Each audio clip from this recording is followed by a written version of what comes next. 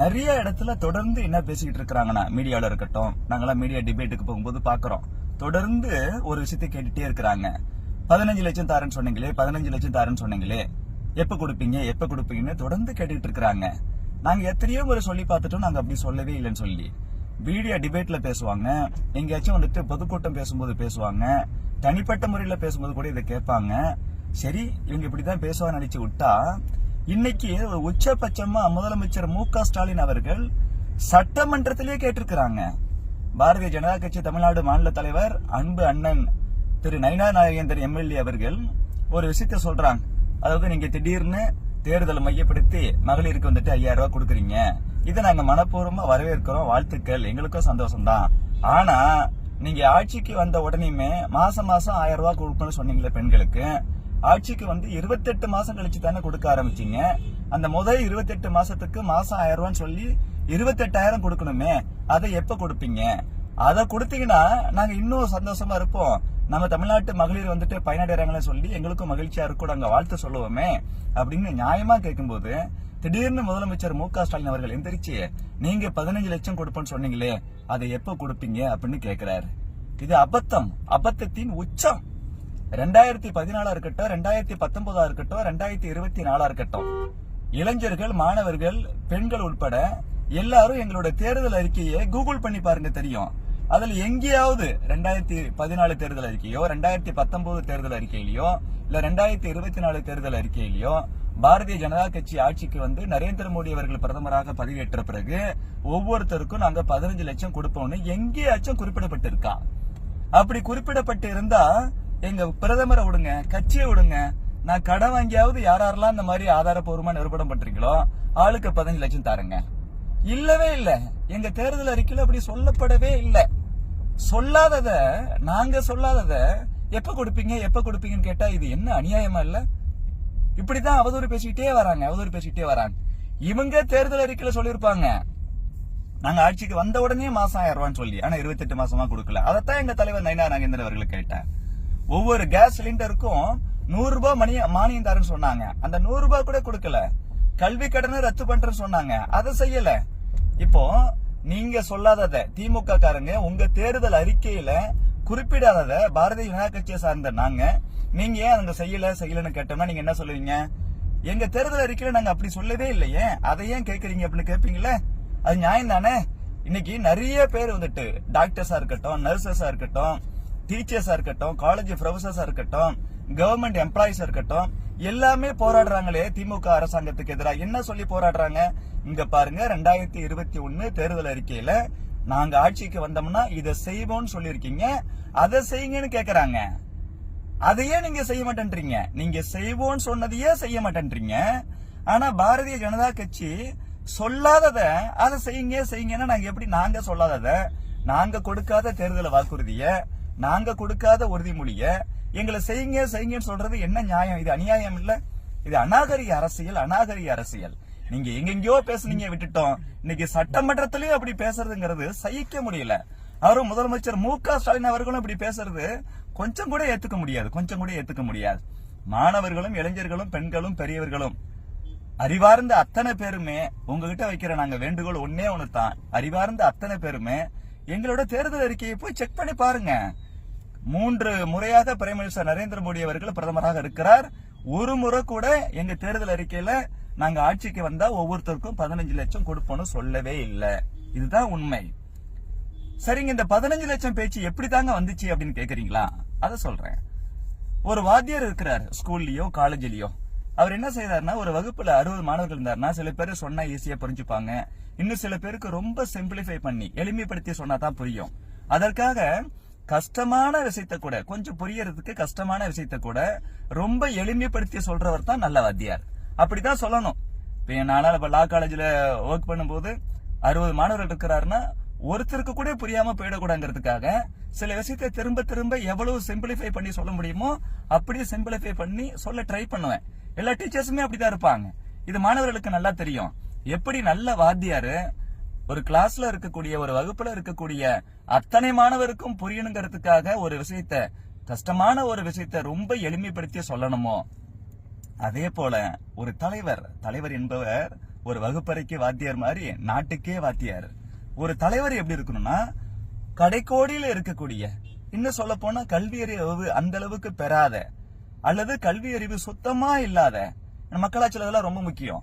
ஒரு சாதாரண குடிமகன் முதற்கொண்டு, ஏன்னா ஒவ்வொரு குடிமகனுக்கும் வாக்குரிமை இருக்கு இல்லையா? அப்ப இந்த ஒவ்வொரு குடிமகனுக்கும் எல்லா குடிமகன்களுக்கும் புரியும் வகையில ரொம்ப காம்ப்ளிகேட்டட் சிக்கலான ஒரு விஷயத்தை கூட ரொம்ப ரொம்ப சிம்பிளிஃபை பண்ணி எளிமைப்படுத்தி சொல்லணும். அப்படிப்பட்ட தலைவர் தான் ஒரு பெருந்தலைவர், ஒரு மகத்தான தலைவர் சொல்ல முடியும்.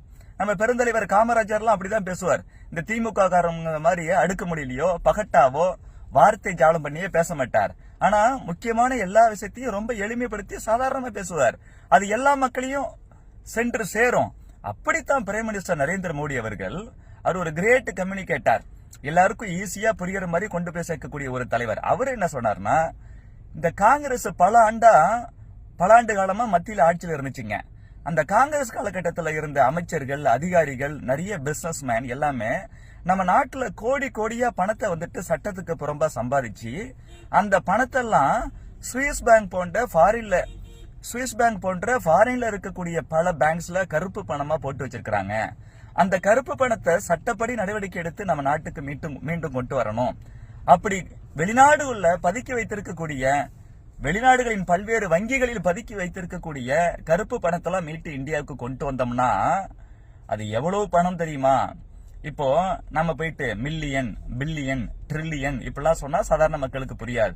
அதனால எல்லாருக்கும் புரியற மாதிரி என்ன சொன்னார்னா, வெளிநாடுகள்ல பதுக்கி வைத்திருக்கக்கூடிய கருப்பு பணத்தை எல்லாத்தையும் திரும்ப இங்க கொண்டு வந்தோம்னா நம்ம நாட்டுல இருக்கக்கூடிய ஒவ்வொரு குடிமகனுடைய பேங்க் அக்கவுண்ட்லயும் 15 லட்சம் ரூபாய் போடுற அளவுக்கு இருக்கு அப்படின்னார். 15 லட்சம் ரூபாய் போடுற அளவுக்கு இருக்குன்னு சொன்னது எதுக்குன்னா எல்லாருக்கும் புரியணுங்கிறதுக்காக. 15 லட்சம் ரூபாய் போடுற அளவுக்கு இருக்குன்னு எளிமைப்படுத்தி சொன்னத 15 லட்சம் போடுறேன்னு சொன்னீங்களே, எப்ப போடுவீங்க, ஏன் இன்னும் போடலன்னு கேட்டா இது முட்டாள்தனம் தானே. இத சாதாரண மக்களால ஈஸியா புரிஞ்சுக்க முடியும். அதனாலதான் மக்கள் இது குறித்து எதுவுமே பேசவே இல்லை.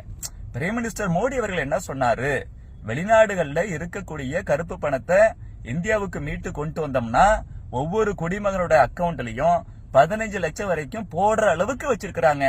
அவ்வளவு கருப்பு பணம் வெளிநாட்டுல இருக்குன்னு புரிய வச்சாரு. அவரு ஒவ்வொரு குடிமகனோட அக்கவுண்ட்லயும் 15 லட்சம் போடுறேன்னு சொல்லல அப்படின்னு அவங்க நல்லா புரிஞ்சுக்கிட்டு அது குறித்து அவங்க பேசுறதே இல்ல. பாரதிய ஜனதா கட்சியையோ மோடி அரசாங்கத்தையோ ஏன் நீங்க 15 லட்சம் போடலன்னு கேட்கறது இல்ல. ஏன்னா அவங்களுக்கு உண்மை தெரியும். ஆனா இந்த திமுக, கம்யூனிஸ்டுகள், காங்கிரஸ், விடுதலை சிறுத்தைகள், திமுக ஆதரவு ஆசாமிகள் இவங்க எல்லாம் 15 லட்சம் எப்ப போடுவீங்க, 15 லட்சம் எப்படி போடுவீங்கன்னு தொடர்ந்து அவதூறு பரப்பு விதமாக பேசிட்டே இருக்கிறாங்க. அதோட உச்சபட்சமா இன்னைக்கு சட்டமன்றத்திலேயே பேசியிருக்கிறாரு ஸ்டாலின் அவர்கள். அவருக்கு நம்ம கொடுத்த வாக்குறுதி 500க்கும் மேற்பட்ட வாக்குறுதிகள் 2021 தேர்தல் அறிக்கையில கொடுத்தோம். நாம அதுல வந்துட்டு பெருவாரியான கிட்டத்தட்ட 80% மேற்பட்ட வாக்குறுதிகளை நாம நிறைவேற்றல. இத மக்கள் கேள்வி கேட்பாங்களே, என்னடா செய்யறது, எப்படி மக்கள்கிட்ட ஓட்டு கேட்டு போறதுன்னு பயத்துல அப்படியே திசை திருப்பி விடுறாரு. நீங்க எப்ப கொடுப்பீங்க, ஏப்பா நீங்க சொன்னதா கொடுக்கல, எங்களை சொல்லாத கொடுன்னு நாங்க எப்படி கொடுக்க முடியும்? என்ன திமுக மாதிரி அள்ளி விடுறதுக்கு பிஜேபி என்ன சாதாரண கட்சியா? உலகத்திலேயே மிகப்பெரிய அரசியல் கட்சிங்க. இந்தியாவில மட்டும் இல்ல, உலகத்திலேயே மிகப்பெரிய அரசியல் கட்சி. பாரதிய ஜனதா கட்சியோட வரலாறு என்ன? சொன்னபடி செய்வோம். கனிமொழி சொன்னாங்க, நாங்க அதுக்கு முந்தைய எலெக்ஷன்ல சொன்னோம் ஆட்சிக்கு வந்தோம்னா மதுக்கடைகளை மூடுவோம் சொல்லி, டாஸ்மாக் கடைகளை மூடுவோம் சொன்னோம். ஆனா இப்ப லாஸ்ட் தேர்தல் அறிக்கையில் அப்படி கொடுக்கல, அதனால நாங்க செய்ய மாட்டோம். நாங்க அப்படி இல்ல. 1951 பாரதிய ஜனசங்கம் ஆரம்பிச்ச காலகட்டத்தில இருந்து 1980 பாரதிய ஜனதா கட்சியா மறுபடியும் உருவெடுத்த காலகட்டத்தில இருந்து அயோத்தியில் ராமர் கோயில் கட்டுவோம் என்று சொன்னோம். தொடர்ந்து போராடி நீதிமன்ற தீர்ப்பின் வாயிலாக சட்டப்பூர்வமான வகையில அமைதியான வழியில அயோத்தியில ராமர் கோயில் கட்டி முடிச்சோம். அதே போல அண்ணல் அம்பேத்கர் அவர்கள் எதிர்த்த ஆர்டிகல் 370 காஷ்மீருக்கு மட்டும் சிறப்பு அந்தஸ்து கொடுத்து ஒரு பிரிவினையை உண்டு பண்ணின அந்த சட்ட பிரிவை நீக்குவோம் சொன்னோம். தொடர்ந்து சொல்லிட்டே வந்தோம். அதே போல நீக்கணும். இப்படி எவ்வளவு பெரிய விஷயமா இருந்தாலும் சொன்னபடி செய்யக்கூடிய கட்சி பாரதிய ஜனதா கட்சி. அதுவும் மோடி அவர்கள் இருக்கிறார்ல, ஒரு விஷயத்த நெஞ்சில அப்படியே உறுதி பண்ணிட்டாருன்னா அதற்காக என்ன உழைப்பு உழைச்சாலும் எப்பாடு பட்டாலும் அதை நிறைவேற்றியே தருவார், நிறைவேற்றியே காட்டுவார். அப்படிப்பட்ட ஒரு மகத்தான தலைவர் சாதாரணமா முடியாத ஒரு விஷயத்த சொல்ல மாட்டார். நாங்க 15 லட்சம் கொடுப்போம்னு சொல்லல, அதனால அதை செய்யல. மத்தபடி நாங்க கொடுத்த வாக்குறுதி எல்லாத்தையும் தொடர்ந்து செஞ்சுக்கிட்டு இருக்கிறோம். இன்னும் சொல்ல போனா தேர்தல் அறிக்கையில சில வாக்குறுதிகள் கொடுக்கப்பட விட்டாலும் கூட நாங்க மக்களோட தேவையின் அடிப்படையில நிறைய விஷயங்களை மக்களுக்காக செஞ்சுக்கிட்டு இருக்கிறோம். அப்படிப்பட்ட உன்னதமான ஒப்பற்ற கட்சி பாரதிய ஜனதா கட்சி, திமுக உள்ளிட்ட கட்சிகள் வேணும்னே அவதூறு பரப்புறாங்க. அதை மக்கள் நம்ப மாட்டாங்க. இது கருணாநிதி காலகட்டம் இல்ல. தமிழகத்துல இருக்கக்கூடிய மாணவர்கள், இளைஞர்கள், பெண்கள், பெரியவர்கள்னு எல்லோருக்கும் விவரம் தெரியும்.